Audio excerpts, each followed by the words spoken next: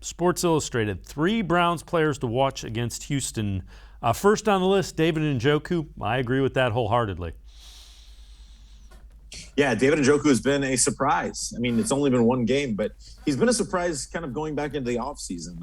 Last year, a lot of grumbling about wanting to be traded because Austin Hooper was brought in and they drafted Harrison Bryant. And now all of a sudden you got a 3-headed monster in Hooper, Bryant, and Njoku. And David has had his problems catching the football. And that's been his biggest pet peeve. The biggest thing against him is just his hands, and he's found a way to find the football, catch the football. And when you add that to his massive size, his athleticism, he's a matchup nightmare for opposing defenses. You saw it against the Kansas City Chiefs. So if he can continue to buy in and be a part of this Browns team like he wants to be, like he says he wants to be, I think the sky is the limit for what David Njoku can bring to this offense. I agree wholeheartedly, and it's important to note when the Browns drafted him out of Miami, a young, one of the youngest guys in the draft. So still would be like a second year if he had stayed his entire time in the college. Would only be in his second year in the NFL. So still a young guy. All right, number 2 on the list, Jeremiah Owusu-Koramoah.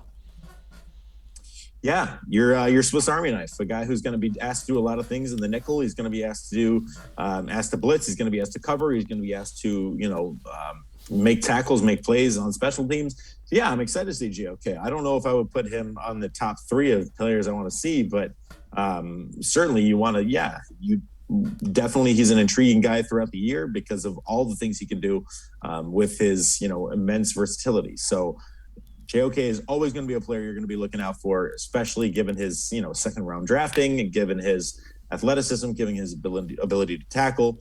And he's a very cerebral football player. So all those things definitely lend JOK a good look against the Houston Texans.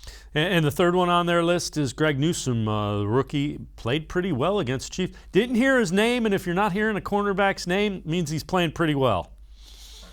Yeah, we actually asked Joe Woods about that today in talking with him, and he was like, "Hey, Greg, he wasn't targeted much, but that's a good thing because that means he was doing his job, right? That means that he was, being aggressive. He was finding ways to keep his receiver covered, and I think he's done a great job throughout training camp, and he seems to be a sponge, continues to learn, continues to do everything that the coaches ask him to do, and that's why Andrew Berry drafts these guys. So Andrew Berry has a very specific kind of player he's trying to draft. And that's Greg Newsom to a T. Again, a guy that works hard, a guy that's very naturally skilled and gifted, and a guy who's going to do the job that he's asked to do. So, I don't know. Again, I don't know if if I'm going to disagree with them. I'm excited to see what Jadeveon Clowney's going to do against his old team. I think that's a big story. Jadeveon having a good week last week. I think that's huge.